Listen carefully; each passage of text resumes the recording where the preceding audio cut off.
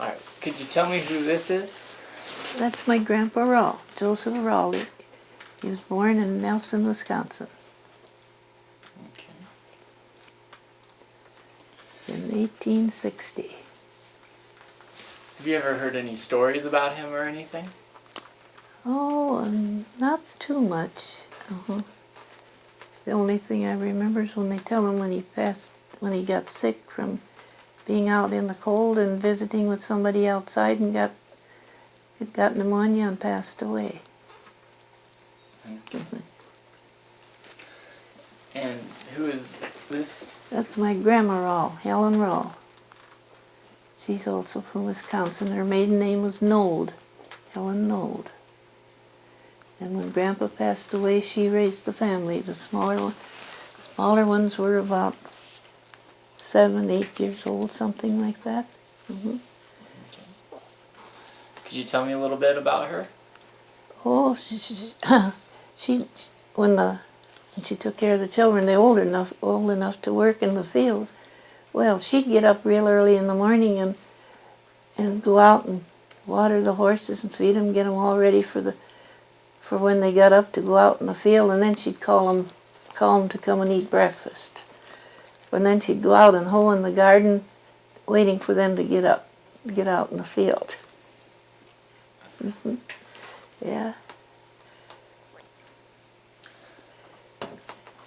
And have you ever heard a story of how they got from Wisconsin to North Dakota? Not in really fully details, except I don't know how they got word that there was this farm for sale. So they bought that. The information, though, it's there. It was bought it at $16 an acre. Well, that included the farmstead, the machinery, and all the horses they had. Did you ever stay with your grandma? Oh yeah. Used to go there maybe for a weekend or a day or two. Yep. Was your grandma very religious? Not too, but I mean, they had the church. They went to the Lutheran church. They had, Grandpa helped build that Lutheran church in the country that they'd gone to. They were Lutherans. Okay. She always had a big garden. Just loved to hoe out there in that garden. What types of things would she grow in her garden? Oh, about everything that we would, like potatoes and tomatoes and cucumbers and all. Okay. And what's this picture here? That was when Grandma Rall passed away. That was all her children. They're all on here but one. That was all her children. They were able to come to her funeral. Okay. And what about this picture? Oh, that's my grandpa, and that's his brother. He came to visit from Wisconsin. They had relatives in Wisconsin. Every now and then they'd come out and visit. So I got to know quite a few of them. All right.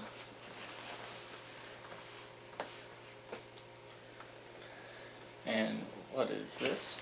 That's Grandma and Grandpa Rall's farm, years afterwards. Do you have any memories from that farm? Oh yeah, lots of it. It was a big house. And helped clean that house many a time. What types of things would you do to clean it? Oh, I suppose scrub the floor and then it was probably the time of the spring of the year or something, maybe needed painting, and especially the windows, and I didn't like to clean the windows. There's so many windows. Yeah.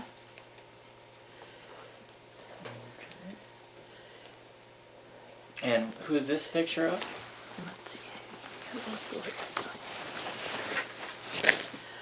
Oh, that's Grandma Rall's sister that had come to visit. Grandma Rall's sister. Carolyn, is it Carolyn? Yeah. And did you ever get to meet her? Yeah. Mhm. Yeah. And what type of person was she? Oh, something like Grandma. Mhm. Yeah. Do you remember where she came from? Not sure. It's probably Nelson, Wisconsin. There was some lived in Minnesota, Wabash, Minnesota. That's just across from Nelson, Wisconsin. Some came from there. Okay. Then there was, I don't know if I have a copy here or not, but there was a couple, their names, her name was Marie like mine. But they came just about every year, so we knew each other real well. Okay.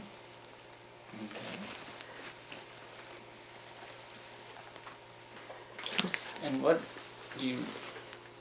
That's some of the horses at the Rall farm. Okay. Did you ever get to ride the horses out there? No, I was no fan of horses. No. Okay.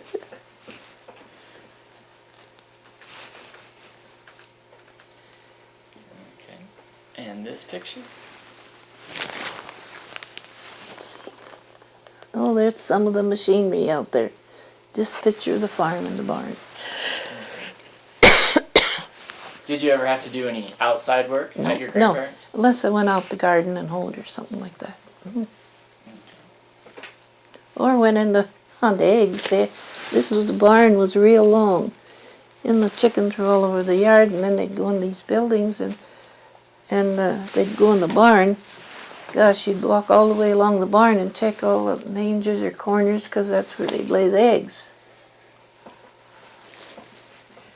And then there was kind of they called it a sling, where they pull the hay up in the hay mound. And my aunt, she used to go in there on, she had fixed up these ropes and then she'd swing. That was Wilma Maley. She'd go in there in the barn, she'd fix these ropes up, swing. We'd find entertainment of all sorts. And how would you gather up the eggs? Oh, we'd have a basket or a bucket or something and we'd carry it and put them in the basket every time we'd find an egg. Okay. And which picture is this? Well, I think that is just some people there visiting, I imagine. That's the house, yeah. I know when my uncle lived up, his room was on that side upstairs, and I always had Saturdays to clean the upstairs and scrub the floor. And one thing I didn't like to clean in his room, he had a spittoon. I had to make sure I cleaned that. And would you just clean the spittoon once a week? Yeah. Yeah. When you stayed there, where would you sleep? Upstairs, that's the window in the room where I stayed. Yeah. Now this one here is the picture that was on there of where everybody was at Grandma Rall's funeral. These are the in-laws, the daughter-in-laws. Okay. Did you know them very well? Yes. We were all, holidays we were always all together. Thanksgiving, Christmas, whatever. Okay. And what's That was a Rall thrashing machine in Wisconsin in the 1800s.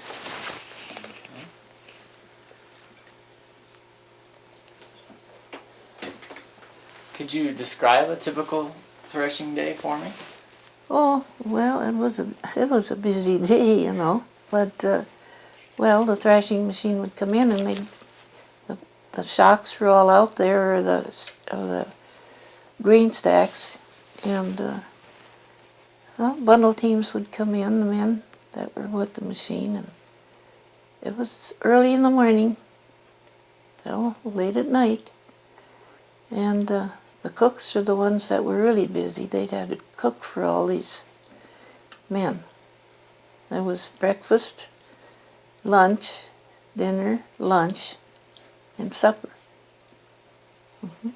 Yeah. And then they always had a water boy. Usually a younger one would go out and make sure they got water out there, and there was a certain thing they had to put water in, and that was his chores. Okay. And the grain they unloaded, that there was no trucks, horses and wagon, and you had to shovel it off with a shovel. You didn't dump it off. The time of the day it was over, you were pretty tired if you were one of the grain haulers. And what was your job during threshing time? Helping cook, wash those dishes. And what type of food would you cook? Oh, there was usually, let's say for instance, like chicken, and they were butchered beforehand because they raised their own chickens and dug the potatoes, and well, you peeled potatoes and mashed potatoes, and there's always several kinds of vegetables and all kinds of pies or cakes. You were busy all day. And the men would go to sleep, and that night we'd be still cleaning up the dishes and getting things ready for the breakfast in the morning. Yeah. Okay.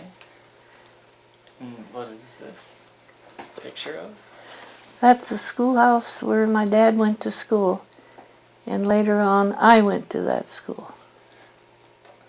And that school, I was telling them that long ago, under this corner of the schoolhouse, there's a big hole. There was rocks under there, and they were wet. Skunks lived under there. And we always had that smell in school, and for years, until the school board decided during Christmas vacation that they were going to get rid of those skunks. Well, they figured by 2 weeks vacation that smell should be gone. We went to school, but it wasn't very nice. Do you remember how they tried to get rid of the skunks? No, I don't. I don't know how they did it. Probably try to smoke them out. I don't know. As they usually would do that, they'd smoke them out. And at that time, my folks lived about 2.5 miles north of there. And my dad would take me to school in a sled or a buggy or whatever vehicle it was. How far away was your school? From my folk, where we lived on a farm, about 2.5 miles. Because I know it was 2.5 miles. It would have been 3 miles. My dad would have got paid for taking me to school, but it was 2.5 miles, so they wouldn't pay for 2.5 miles. They had to be 3 miles.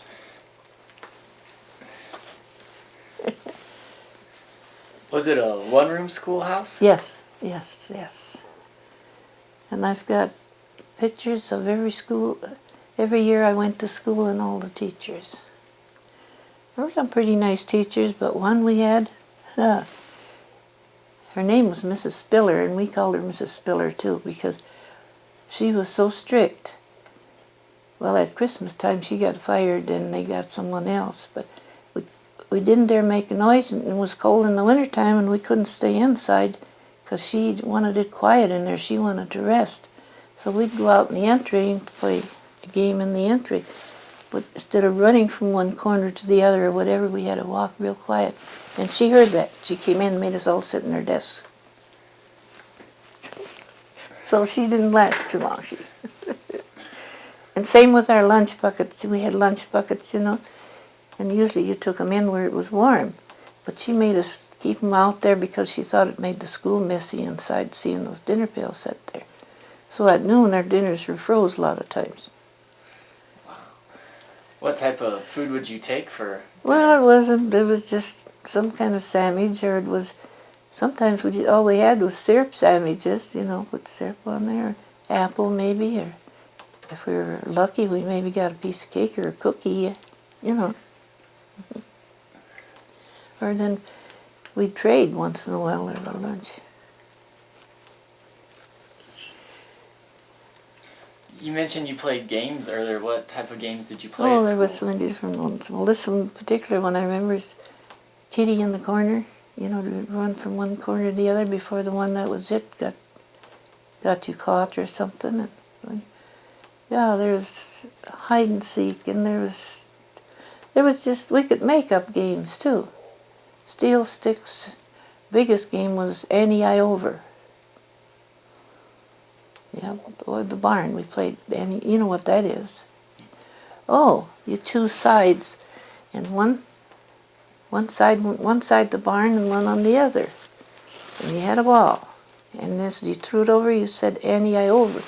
If they caught it when it went over, they'd run around and try to catch us that threw it over if we didn't get around the barn fast enough. You never knew if they caught it or not. You had to stay in the middle of the barn. You couldn't stay towards the edge and look around. In this one particular barn, there was, on one side there was a pasture fence that was so close to the barn you had to crawl under the fence there. Yeah, that was one exciting one. Then in springtime, when there were so many gophers, we'd go out at noon, you know. Some of the boys would go get some water and pour it down the gopher hole and watch the gopher when he came out and catch it. How would they catch the gophers? Well, they'd have a stick there, some kind, a big heavy stick, and whack it when it'd come up. Then whoever got it got the tail to sell. What were some of the subjects that you were taught in school?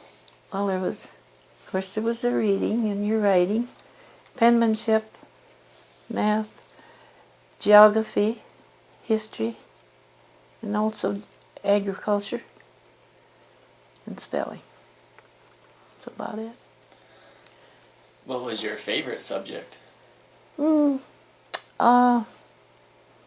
I would probably say history. History. And kind of spelling. I kind of liked spelling. One year I had good marks all the way through, except 1 month I had 95. But now it doesn't work so good. I'm missing some on that spelling now. Did you have any least favorite subjects? Oh, well. Oh, let's see, what would be the... Oh, I think health. Yeah, we had health too. Half the year it was health and half agriculture, and I think it was the health one that I didn't care too much about.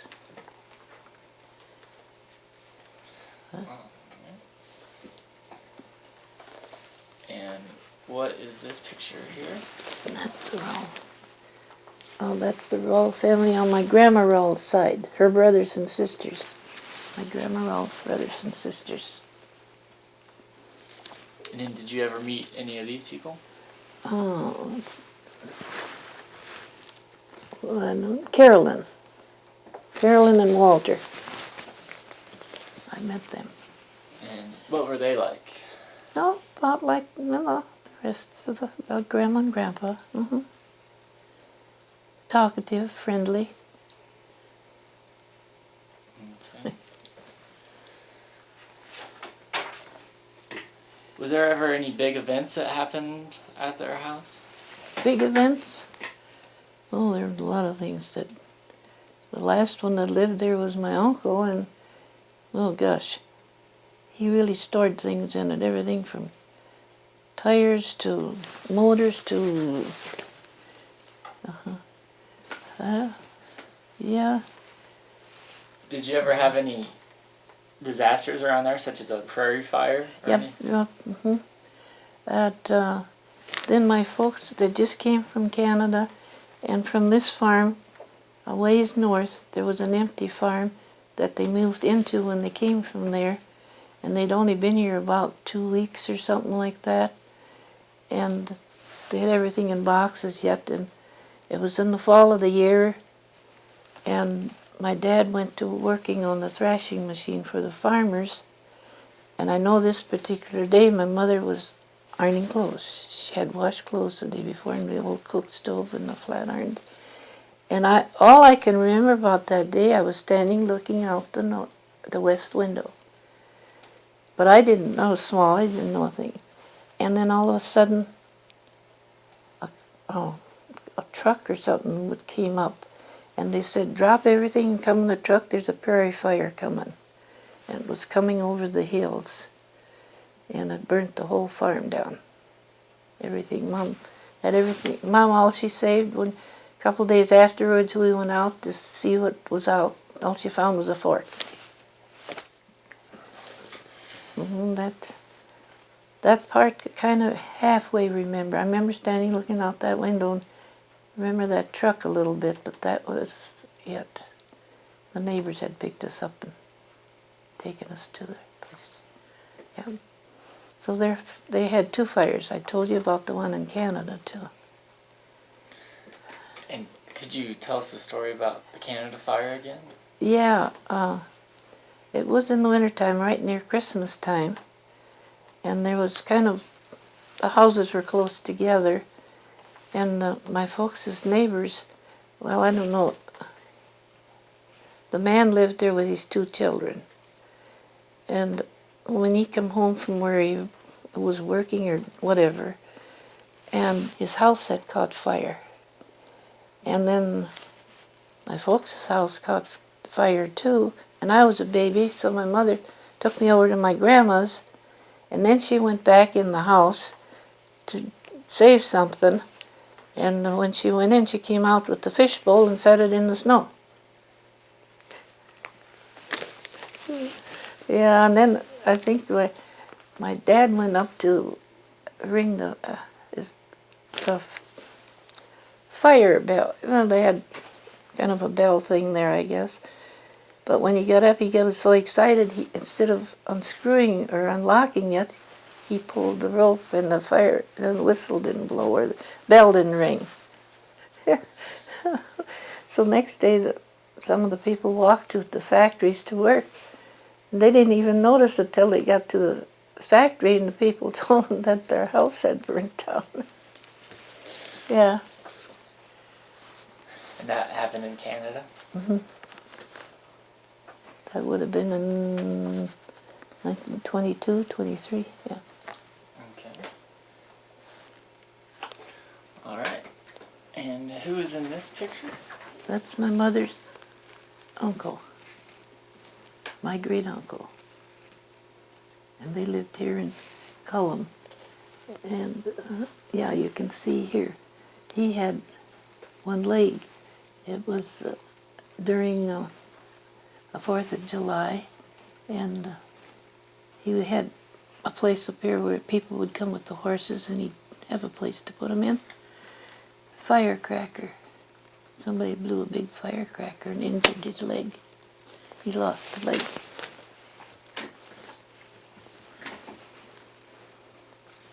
Do you remember anything else about him? Oh, he was just a friendly person. Mm-hmm. We used to go visit them a lot. They had a big family. I think the names are all on there of their children. Okay. And who is in this picture? Well, that's a brother. And we used to go to their place a lot. That was also my mother's uncle.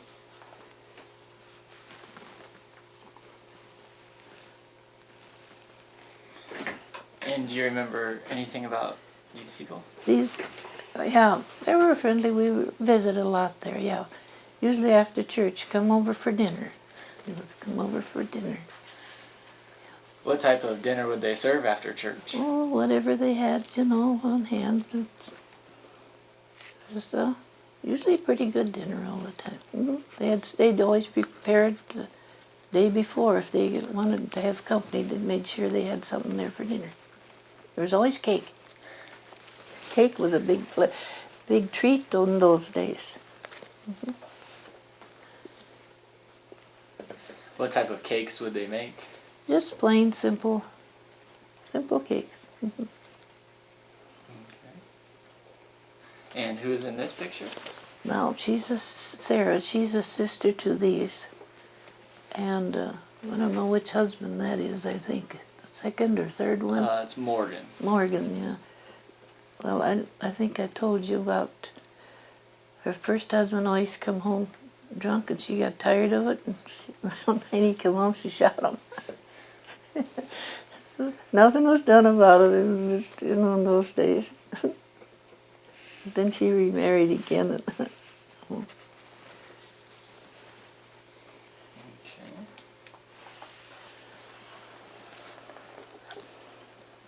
And what about this family here? Get up closer if I can see it. It's Carolina. Oh yeah, that was a sister to these.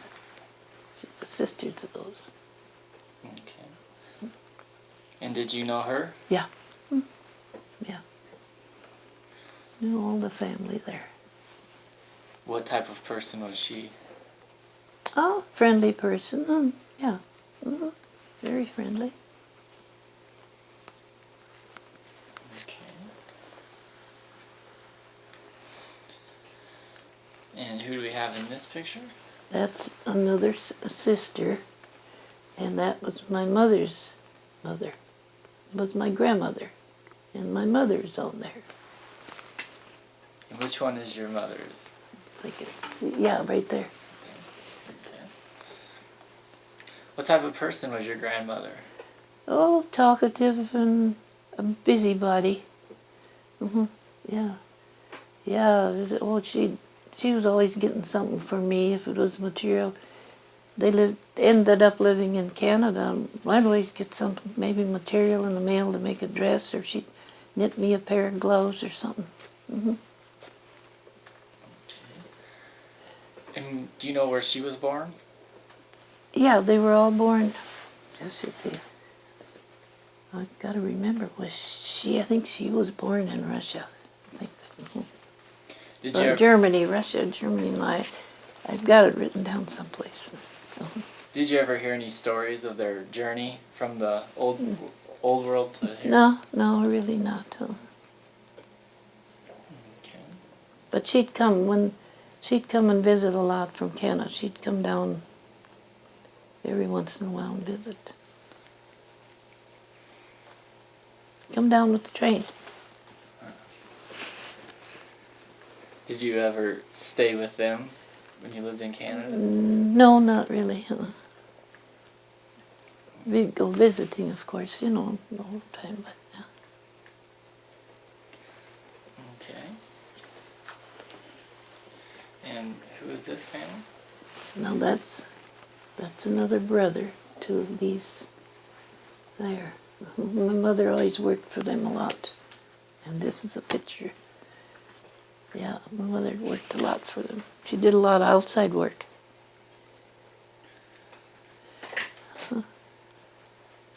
And all these relatives, where did they live when you were growing up?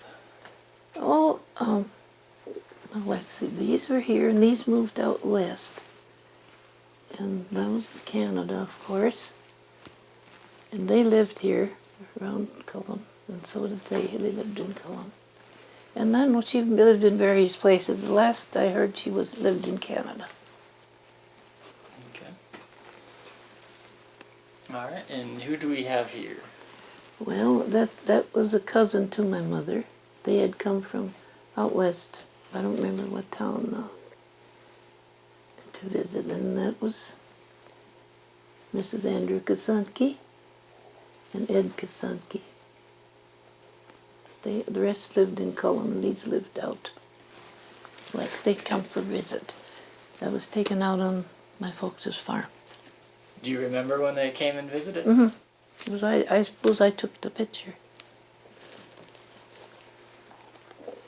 What types of things would you do when they came to visit? Oh, we'd just sit and visit, or when it was near mealtime, Mom would fix a meal. Okay.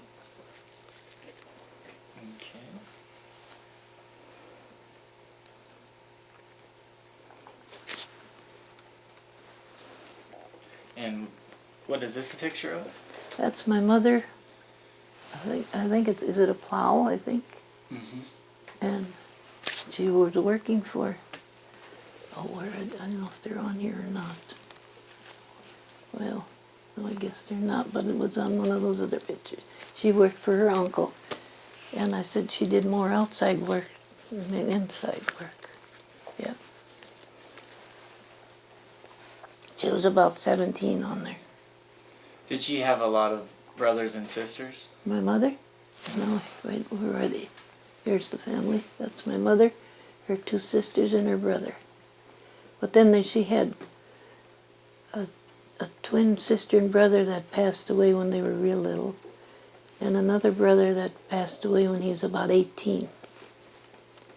Okay. And that brother was 18 is when they came from was it Russia or Germany when they came from there. They weren't here very long when he passed away. He was 18. Why did your mother work for her uncle? Just they needed a hired girl or a hired man, you know. And they had the children were small then, and then, yeah.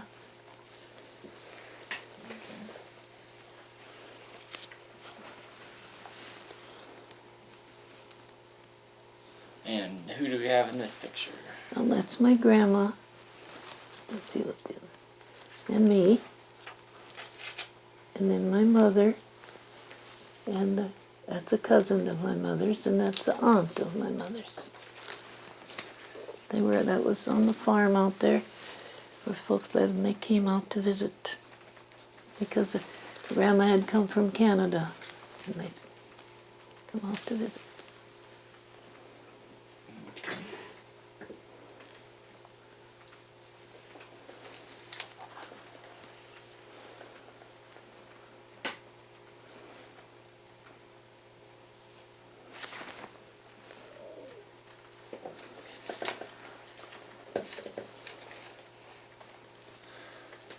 And who are these ladies? Well, that's Sarah Kasenke, a cousin of my mother's, and her daughter, and my mother. That's my mother here. That's Sarah and her daughter. Do you have any memories of those ladies besides your mother? No.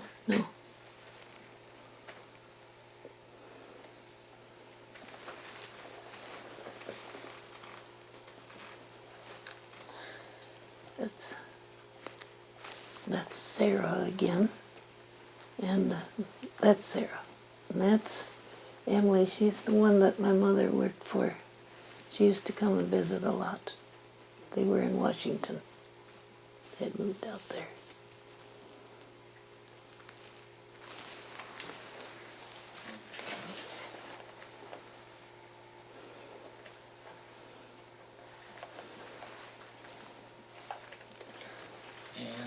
Who's in this picture? That's my mother and her cousin. They used to be good friends. They were always together. And that picture came. Okay.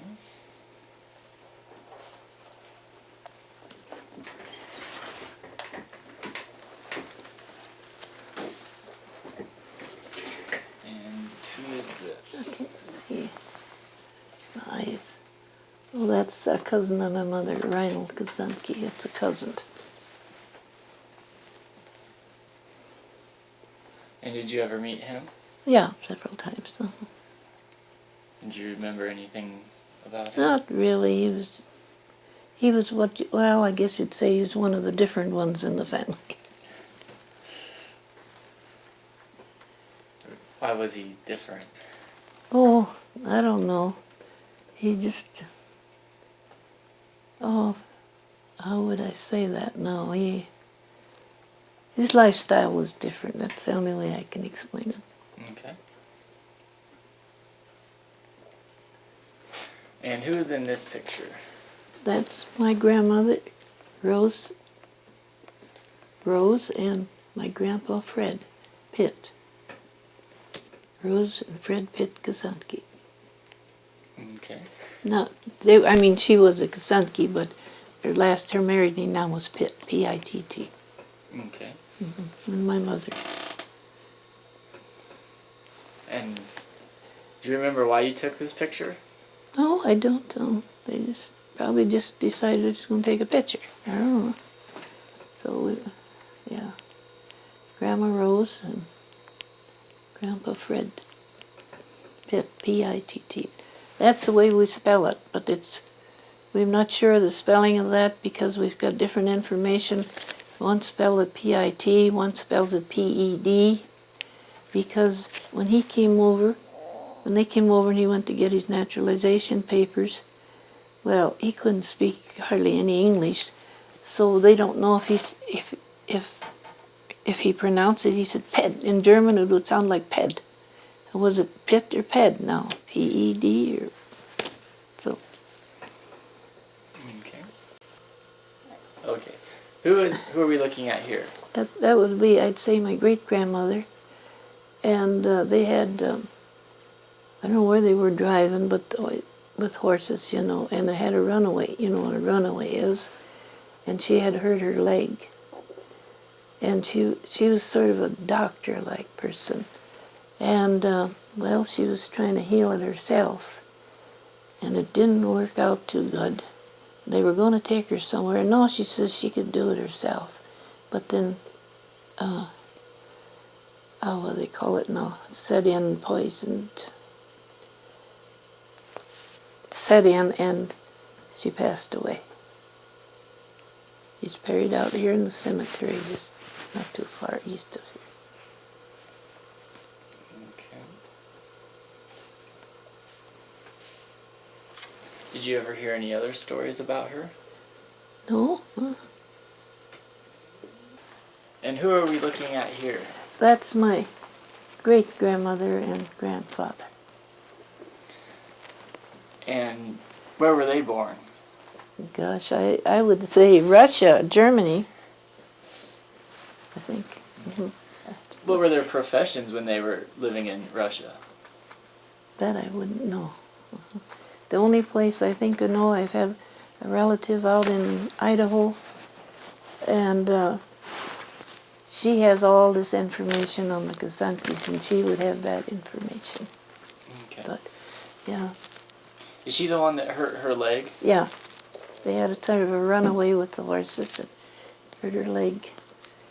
And then it didn't heal and gangrene set in. But she was a doctor. She was kind of like a doctor. Mm-hmm.